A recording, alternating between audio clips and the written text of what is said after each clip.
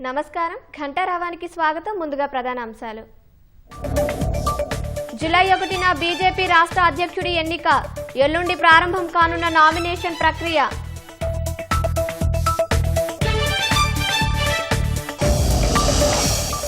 Hyderabad PV ghat వద్ద పలువురు నేతల నివాళులు.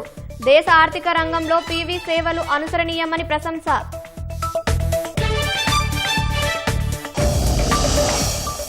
వారాంతరం కావటంతో తిరుమలకు భారీగా భక్తులు. అలిపిరి గరుడ కూడలి వద్ద నిలిచిన వాహనాలు.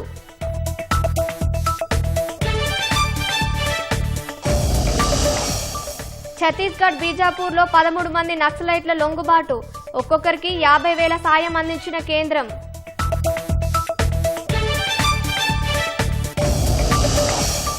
కోల్కతాలో లా స్టూడెంట్ గ్యాంగ్ రేప్ ఘటనలో 3 అరెస్టు. నిందితులు కళాశాల సిబ్బంది, విద్యార్థులుగా గుర్తింపు.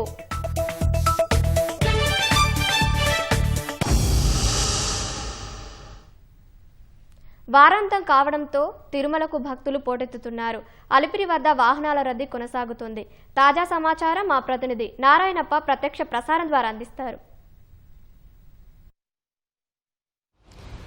తిరుమలలో భక్తుల రద్దీ కొనసాగుతోంది.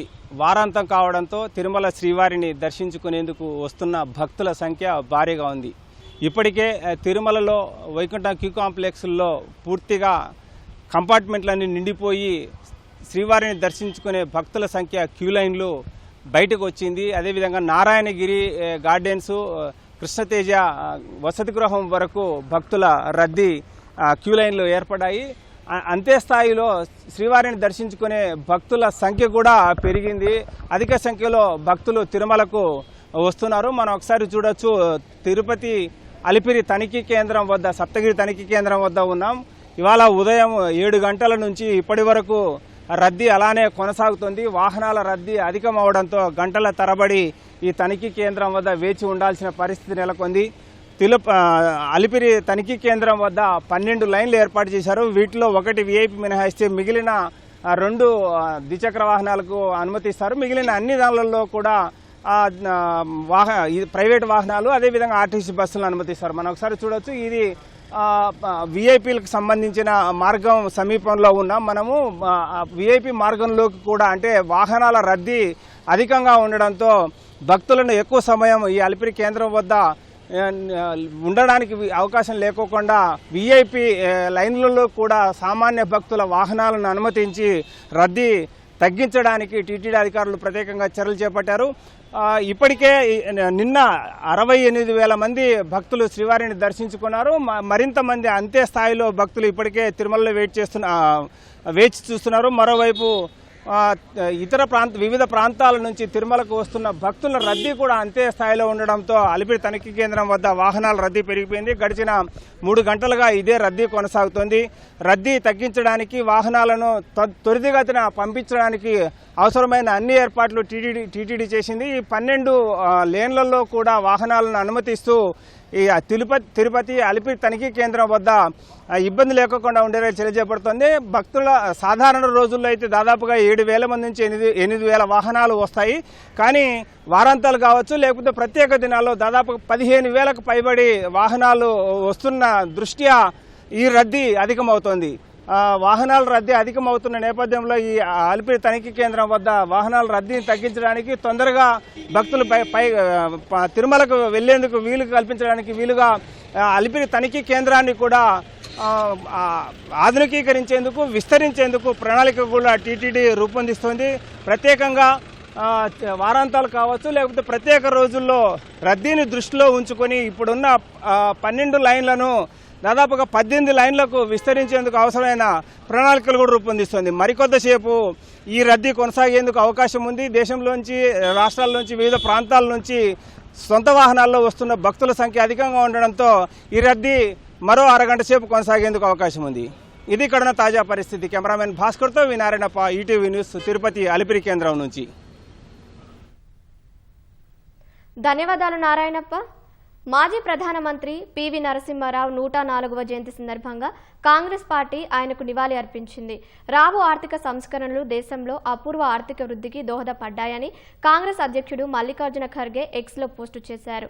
పివి నరసింహారావు తీసుకొచ్చిన సంస్కరణలు మధ్య తరగతి ఉన్నతికి విస్తరణకు దారి తీశాయని, బలమైన భారతదేశానికి పునాది వేశాయని ఖర్గే పేర్కొన్నారు.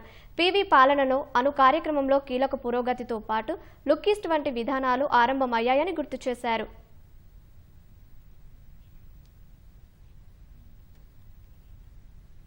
భారతదేశ ఆధునిక చరిత్రను విప్లవాత్మక రీతిలో మాజీ ప్రధానమంత్రి పివి నరసింహారావు మలుపు తిప్పారని రవాణా శాఖ మంత్రి పొన్నం ప్రభాకర్ కొనియాడారు.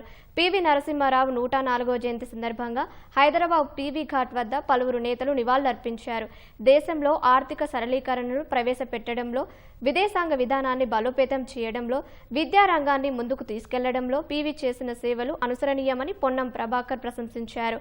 ఆయన స్వగ్రామం వంగరలో పివి స్మారక భవనాన్ని ఏడాదిలో పూర్తి చేస్తామని పొన్నం ప్రభాకర్ తెలిపారు. సింగరేణి సంస్థ బలోపేతానికి పివి చేసిన సేవలు కలకాలం గుర్తుండిపోతాయని మంత్రి వివేక్ వెంకటస్వామి తెలిపారు.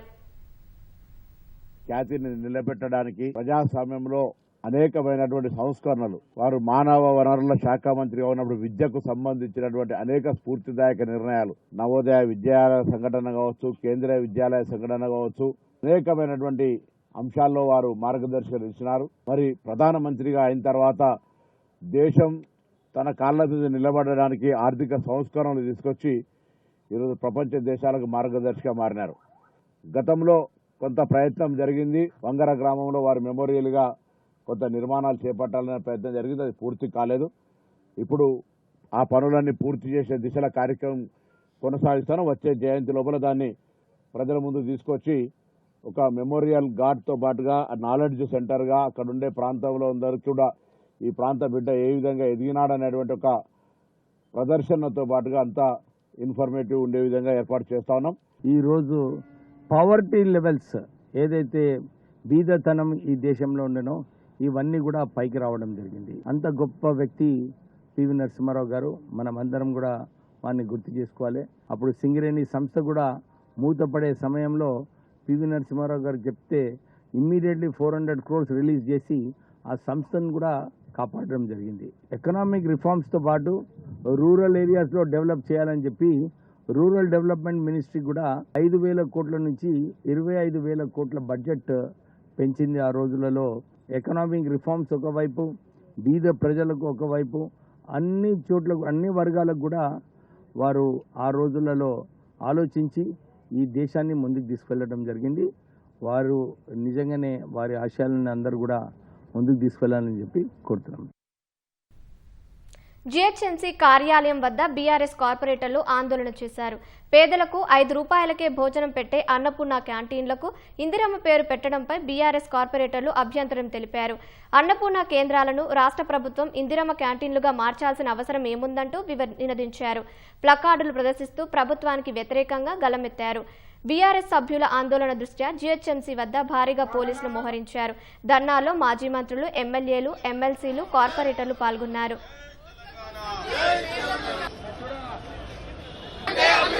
మార్పు అంటే పేరు కాదు, మార్పు అంటే అభివృద్ధి. జై తెలంగాణ, జై Telangana. Mayor down down, mayor down down, mayor down down, mayor మండి వైఖరి నశించాలి, మేయర్ మండి వైఖరి నశించాలి, జీహెచ్ఎంసీ కమిషనర్ మండి వైఖరి నశించాలి, జీహెచ్ఎంసీ కమిషనర్ మండి వైఖరి నశించాలి. CM down down, CM down down, CM down down. ఇదే మీ రాజ్యం, ఇదే మీ రాజ్యం. కాలు శస్త్రచికిత్స కోసం సికింద్రాబాద్ యశోద ఆసుపత్రిలో చేరిన మెదక్ ఎంపీ రఘునందన్ రావు నుంచి ఫోన్ ట్యాపింగ్ కేసులో సిట్ అధికారులు ఆయన వాంగ్మూలాన్ని తీసుకున్నారు. సుమారు 2 గంటల పాటు రఘునందన్ రావు వాంగ్మూలాన్ని సిట్ అధికారులు రికార్డు చేశారు. ఫోన్ ట్యాపింగ్ వ్యవహారంలో తన వద్ద వివరాలు ఉన్నట్లు రఘునందన్ రావు చెప్పడంతో సిట్ అధికారులు ఆయన వాంగ్మూలాన్ని తీసుకున్నారు. ఇందులో రఘునందన్ రావు సిట్ అధికారులకు ఏం చెప్పారనే అంశంపై సర్వత్రా ఆసక్తి నెలకొంది. అయితే రఘునందన్ రావు కాలుకు ఆదివారం శస్త్రచికిత్స చేయనున్నట్లు వైద్యులు తెలిపారు. తీవ్ర ఉత్కంఠ రేపిన బీజేపీ రాష్ట్ర అధ్యక్షుడి ఎన్నికకు ఎట్టకేలకు ముహూర్తం ఖరారైంది. బీజేపీ సంస్థాగత ఎన్నికల ప్రక్రియ తుది దశకు చేరుకుంది. 2 తెలుగు రాష్ట్రాలకు ఒకే రోజు అధిష్టానం అధ్యక్షులను ప్రకటించనుంది. బీజేపీ రాష్ట్ర అధ్యక్షుడి ఎన్నికకు రేపు నోటిఫికేషన్ జారీ చేయనుంది. రాష్ట్ర ఎన్నికల ఇన్ఛార్జి శోభా కరండాంగ్లే ఎల్లుండి రాష్ట్రానికి రానున్నారు. అధిష్టానం సూచించిన నేత వద్ద నామినేషన్ స్వీకరించనున్నారు. జూలై 1వ తేదీన రాష్ట్ర అధ్యక్షుడిని ప్రకటించనుంది. బీసీ నినాదంతో ముందుకు వెళ్తున్న బీజేపీ రాష్ట్ర అధ్యక్షుడిని బీసీని చేయాలని భావిస్తున్నట్లు సమాచారం. అందరికీ ఆమోదయోగ్యుడైన లక్ష్మణ్ వైపు అధిష్టానం మొగ్గు చూపినట్లు తెలిసింది. లక్ష్మణ్ సమూహత వ్యక్తం చేయనున్నట్లు సమాచారం. ఈ పరిస్థితుల్లో రాష్ట్ర అధ్యక్షుడిని ఎవరిని నియమిస్తారనే దానిపై కాషాయ శ్రేణులతో పాటు రాష్ట్ర రాజకీయ వర్గాల్లో ఒక ఉత్కంఠ నెలకొంది. రాష్ట్ర ప్రభుత్వం రుణాల ద్వారా మరో 1500 కోట్ల రూపాయలు సమీకరించుకోనుంది. ఈ మేరకు రిజర్వ్ బ్యాంకు ద్వారా రాష్ట్ర ఆర్థిక శాఖ బాండ్లు జారీ చేసింది.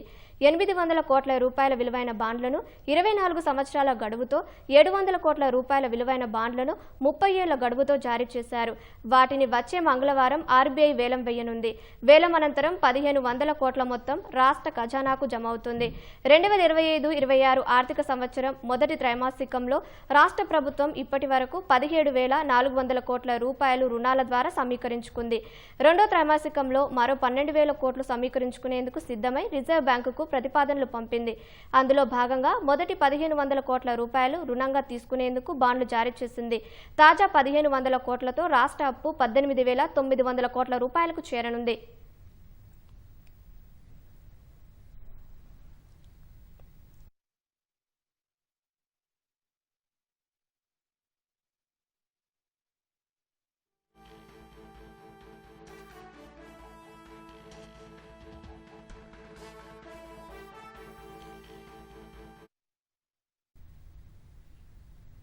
మాజీ ఉపరాష్ట్రపతి వెంకయ్యనాయుడు మాట్లాడుతున్నారు. ప్రత్యక్ష ప్రసారం ద్వారా చూద్దాం. హ్యూమర్ ఉండాలి. హ్యూమర్ దాంతోపాటు హ్యూమర్ మనకి ఈ గ్రామర్, హ్యూమర్ ఒకటే ఉంటే చాలు, గ్రామర్ కూడా ఉండాలి. గ్రామర్ అంటే వ్యాకరణం కాదు, సబ్జెక్ట్, తెలివి. ఈ హ్యూమర్ ప్లస్ గ్రామర్ రెండు కలిస్తే గ్రామర్ ఆటోమేటిక్గా వస్తుంది ఎవరికైనా కూడా. దాని యువకులు ఉండేట మన యువతరం తెలుసుకోవాల్సిన అవసరం అంతా కూడా ఉంది అని చెప్పి నేను మనవి చేస్తున్నా. గంభీరంగా ఉండాల్సిన అవసరం లేదు, అలానే అవాకులు చవాకులు పెరాల్సిన అవసరం లేదు. మంచిగా విషయాన్ని తెలుసుకొని మంచిగా నలుగురు తెలియజెప్పే ప్రయత్నం చేస్తే అది మంచిగా జనం ఆకర్షిస్తారు. ఒకటి అక్కడికి ఒక మాట ముగిస్తాను. ఇంతకు ముందుకు ఇప్పటికి తేడా ఏంటంటే, పాత రోజుల్లో బహిరంగ సభలు అంటే రాత్రి 12 జయాంధ్ర ఉద్యమం నాకు గుర్తు. తిరియాటి విశ్వనాథ్ గారు పెద్దలు, యువతి రత్న గారు, సుంకర్ సత్యనారాయణ గారు, తొమ్మల చౌదరి గారు, మేమందరం మాట్లాడుతున్నాం అంటే రాత్రి 1 గంటకి 2 గంటల దాకా కూడా మీటింగ్లు జరిగేవి. రాత్రి 1 గంటకి 2 గంటల వరకు. ఎందుకంటే అటెన్షన్ స్పాన్, ఆసక్తి, గౌరవం ఎక్కువ ఉండేది. ఇప్పుడు అటెన్షన్ స్పాన్ తగ్గిపోయింది. ఏ ఒక్కరు కూడా ఉపన్యాసాన్ని 1 గంట పైన ఎక్కువ చెప్తే ఇంకేమన్నా మీకు తెలుసుకునేమనుకుంటారు. ఈ అటెన్షన్ స్పాన్ తగ్గిపోయింది. అందుకని తక్కువ సమయంలో ఎక్కువ విషయాలు చెప్పేటి ఓర్పు నేర్పు ఉండే విధంగా ఎవరైనా కూడా మాట్లాడాలి. అది దృష్టిలో పెట్టుకొని నేను ఎక్కువసేపు మీ ముందు మాట్లాడను. అలాగే తక్కువ రచనలో ఎక్కువ విషయాలు తెలియజేయాలని దానికి ఈ పుస్తకం ఒక ఉదాహరణ అని చెప్పని మీ అందరికీ మనవి చేస్తూ నిధులు సెలవు తీసుకొని నమస్కారం. జై హింద్.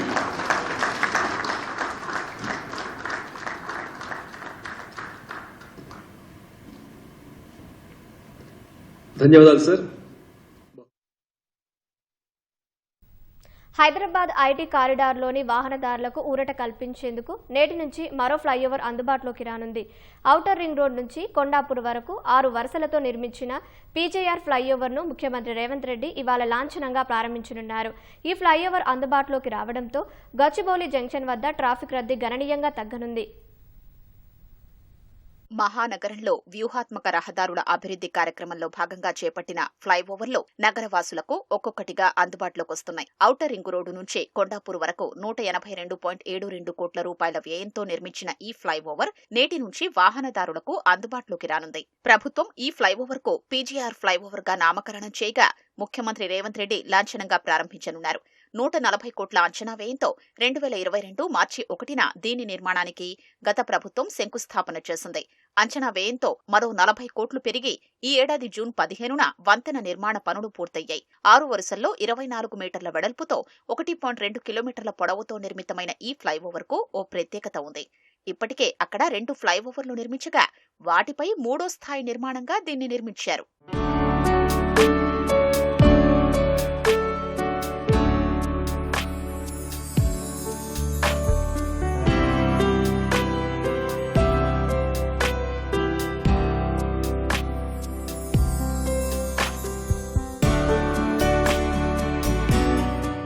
ఈ ఫ్లైఓవర్ వల్ల ఔటర్ రింగ్ రోడ్డు నుంచి కొండాపూర్, హఫీజ్పేట్ మార్గాలకు వెళ్లే వాహనాలకు ఎంతో అనుకూలంగా ఉంటుంది.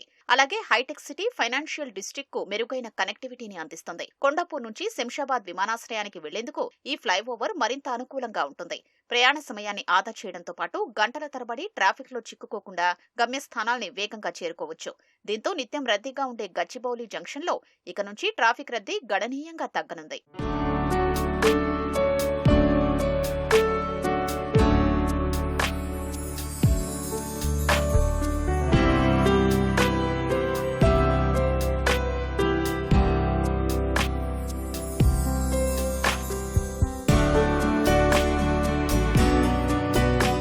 హైదరాబాద్ మౌలిక సదుపాయాల అభివృద్ధిలో ఈ ఫ్లైఓవర్ ప్రారంభం కీలకంగా భావిస్తున్న ప్రభుత్వం ఎస్ఆర్డీపీ ద్వారా చేపట్టిన మొత్తం 42 ఫ్లైఓవర్ పనుల్లో 37 ఈ ఫ్లైఓవర్తో పూర్తయ్యాయి. స్థానిక ఎమ్మెల్యే అరికెపూడి గాంధీతో కలిసి ఫ్లైఓవర్ ప్రారంభోత్సవ ఏర్పాట్లను పరిశీలించిన GHMC commissioner RV Karnan SRDP పనుల్లో వేగం పెంచాలని అధికారులకు సూచించారు. ఫలక్నుమా రైల్వే పై వంతెన నుంచి శాస్త్రిపురం ఆర్ఓబీ పనుల్ని 2-3 నెలల్లో పూర్తి చేయాలని రైల్వే అధికారుల్ని కోరారు. జూలై చివరి నాటికి ఫలక్నుమా ఆర్ఓబీ పనుల్ని, ఆగస్టు చివరి నాటికి శాస్త్రిపురం ఆర్ఓబీ పనుల్ని పూర్తి చేయాలని లక్ష్యంగా నిర్దేశించారు. ఈ 2 పూర్తయితే ఎస్ఆర్డీపీలో మొత్తం 39 పనులు పూర్తి కానున్నాయి. పార్టీ, ప్రభుత్వం జోడెద్దులా పనిచేస్తున్నాయన్న ముఖ్యమంత్రి ప్రకటనకు పూర్తి భిన్నంగా ఉమ్మడి కరీంనగర్ జిల్లాలో పరిస్థితులు కనిపిస్తున్నాయి. ఇటీవలే మంత్రివర్గంలో జిల్లాకు 3వ మంత్రి పదవి దక్కినా పార్టీలో అంత జోష్ కనిపించడం లేదు. మంత్రులు హైదరాబాద్తో పాటు జిల్లాలో ప్రభుత్వ కార్యాలయాలకే పరిమితమవుతున్నారంటూ పార్టీ శ్రేణులు నిరాశ చెందుతున్నారు. ఎమ్మెల్యేలుగా ఉన్నవారే డీసీసీ అధ్యక్షులుగా కొనసాగుతుండటంతో వారు పార్టీకి పూర్తి సమయం కేటాయించలేని పరిస్థితి నెలకొందన్న ఆవేదనలో ఉన్నారు. రాష్ట్రంలో ఏ పార్టీ అధికారంలో ఉన్నా ఉమ్మడి కరీంనగర్ జిల్లా రాజకీయాలు ఎప్పుడూ రసవత్తరంగానే ఉంటాయి. 10 ఏళ్లలో బీఆర్ఎస్ నుంచి 4 మంత్రులు ప్రాతినిధ్యం వహించగా ప్రస్తుతం 3 మంత్రులు మాత్రమే కేబినెట్లో కొనసాగుతున్నారు. 2023 శాసనసభ ఎన్నికల్లో ఉమ్మడి కరీంనగర్ జిల్లాలోని 13 నియోజకవర్గాల్లో 8 కాంగ్రెస్, 5 బీఆర్ఎస్ పాగా వేశాయి. తదనంతర రాజకీయ పరిణామాలతో జగిత్యాల ఎమ్మెల్యే సంజయ్ కుమార్ అధికార కాంగ్రెస్ పంచన చేరారు. అధికార పార్టీ బలం 9కి పెరిగింది. ప్రస్తుతం బీఆర్ఎస్ కు 4 ఎమ్మెల్యేలు ఉన్నారు. ఉమ్మడి కరీంనగర్ జిల్లా పరిధిలోని 4 డీసీసీ అధ్యక్షులుగా ఎమ్మెల్యేలే ఉండడంతో పార్టీ కార్యక్రమాలకు పూర్తి స్థాయిలో సమయం కేటాయించడం లేదు. కరీంనగర్ కవ్వంపల్లి సత్యనారాయణ, పెద్దపల్లికి మక్కాన్ సింగ్ రాజ్ ఠాకూర్, జగిత్యాల అడ్లూరి లక్ష్మణ్ కుమార్, రాజన్న సిరిసిల్ల ఆది శ్రీనివాస్లో వారి నియోజకవర్గాల్లోనే ఎక్కువగా దృష్టి పెట్టడంతో కార్యకర్తలకు వారి సమస్యలు చెప్పుకునేందుకు పెద్ద దిక్కు లేకుండా పోయింది.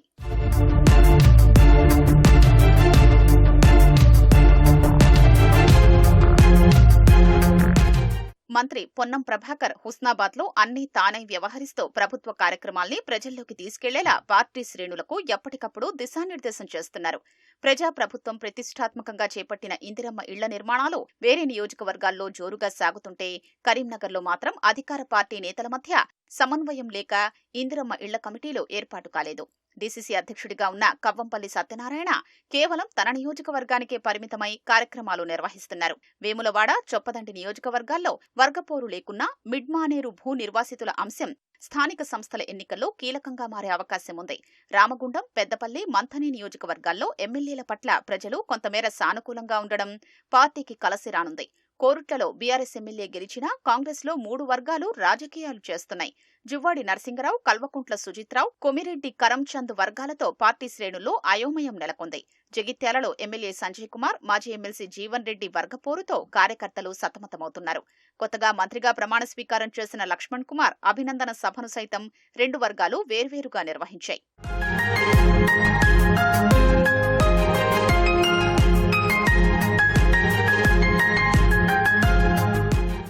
కరీంనగర్ జిల్లా ఇన్ఛార్జ్ మంత్రిగా ఉత్తమ్ కుమార్ రెడ్డి గడిచిన 18 నెలల్లో 3 సార్లు మాత్రమే పర్యటించారు.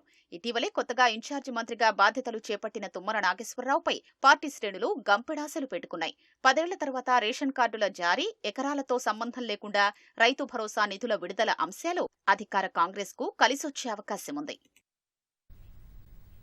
హైదరాబాద్ జీడిమెట్ల పోలీస్ స్టేషన్ ముందు రోడ్డు ప్రమాదం జరిగింది. జీడిమెట్ల డిపోకి చెందిన ఆర్టీసీ బస్సు పోలీస్ స్టేషన్ వద్ద యూటర్న్ తీసుకుంటున్న సమయంలో 2 యువకులు బైక్పై అతివేగంతో వచ్చి బస్సును ఢీకొట్టారు. యాక్సిడెంట్ను గమనించిన సీఐ, పోలీస్ సిబ్బంది గాయపడ్డ యువకులను స్థానిక ఆసుపత్రికి తరలించారు. వీరిలో ఒకరి పరిస్థితి నిలకడగా ఉందని, బైక్ రైడ్ చేసిన యువకుడి పరిస్థితి విషమంగా ఉన్నట్టు పోలీసులు తెలిపారు.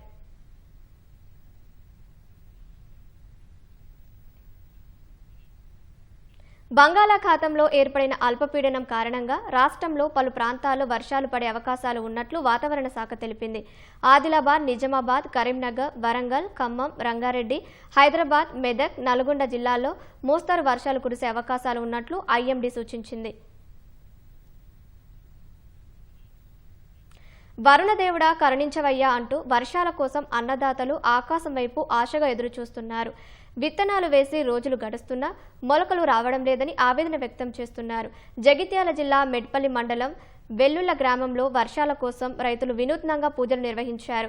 గోదావరి నది నుంచి శుద్ధ జలాలను తీసుకువచ్చి దేవతామూర్తులకు అభిషేకం నిర్వహించారు. డప్పు చప్పుళ్లు, మేళ తాళాల మధ్య గంగా జలాలను ఊరేగింపుగా గ్రామంలోకి దేవతామూర్తులకు అభిషేకాలు చేశారు. భక్తి పరవశంతో భజనలు, పారాయణాలతో దైవ నామస్మరణ మారుమోగింది. ఏటా ఇలా చేయడంతోనే వరుణదేవుడు కరుణించి వర్షాలు కురిపిస్తున్నాడని గ్రామస్తులు చెబుతున్నారు. భక్తి ప్రభుత్వం కూడుకొని అందరూ కూడా శుచి అయ్యి మంచి తలని స్నానం చేసుకొని నూతన వస్త్రాలే కానీ ఉత్తర వస్త్రాలే కట్టుకొని తప్పనిసరిగా మేమంతా కూడా మొట్టమొదటిసారిగా గాంధీనగర్ ఉన్నటువంటి ఆంధ్రస్వామి దేవాలయానికి వచ్చి అక్కడ మొట్టమొదటిసారిగా విఘ్నేశ్వర స్వామి పూజ చేసి ఆ తదుపరి ఇక్కడ నెలకొన్నటువంటి నృసింహస్వామికి భక్తులు పూజ చేసి ఇక్కడి నుంచి మొదలుకొని ఊర్లో ఉండేటువంటి దేవాలయాలు, గ్రామ దేవతలన్నింటినీ కూడా పూజ చేసుకుంటూ చివరి వరకు ఊరికి ఉన్నటువంటి నైర్ దేవాలైనటువంటి ప్రహ్లాద లక్ష్మణస్వామి దేవాలయానికి వెళ్ళి అక్కడ అభిషేకం చేసి చివరికి అక్కడికి వెళ్ళి మా యొక్క మొక్కులు తీసుకుంటున్నాము. ఇది ఒక 10 సంవత్సరం వస్తున్నటువంటి ఆచారం. మురిపించి వరుణదేవుడు కరుణించగా మొలకెత్తిన విత్తనాలు కూడా మాడిపోవడం జరిగింది. నిన్న మొన్న కొద్దిగా ఆశాజనకంగా వర్షం పడ్డది. ప్రతి సంవత్సరం ఇలాగే జలాభిషేకం గోదావరి నుంచి నీళ్లు తీసుకొచ్చి ఎర్దండి గంగ నుంచి తీసుకొచ్చి మా గ్రామంలో 100కు పైన దేవాలయాలు ఉన్నాయి. గ్రామ దేవతలు సహా అన్ని దేవతలకు ఈ గంగా జలంతో జలాభిషేకం, కొబ్బరికాయలు కొట్టడం, నైవేద్యం పెట్టడం, మా ప్రాంతాన్ని సుభిక్షంగా ఉంచాలని, మా పంటల్ని కాపాడాలని అన్ని దేవుళ్లకు మొక్కుకుంటూ వస్తాం. విత్తనాలు వేసినాము, ఎండిపోతూనే వానలు కురవకపోవడంతో దేవుళ్ళ కాడికి వెళ్తున్నాం. వర్షాలు పడాక అందరం ఎదురు చూస్తున్నాము. మొలకెత్తిన విత్తనాలు కూడా వాడబట్టడం జరుగుతుంది. కాబట్టి అందరం జలాభిషేకం చేస్తామని అన్ని గుళ్ళాలకు జలాభిషేకం చేస్తున్నాము. వర్ణదేవుడు కురిపిస్తాడని నమ్మకంతో ఇలా జలాభిషేకం చేస్తున్నాం. ఖమ్మం జిల్లా మధిర సమీపంలో రైలులో ఓ మహిళ 12 పాపకు జన్మనిచ్చింది.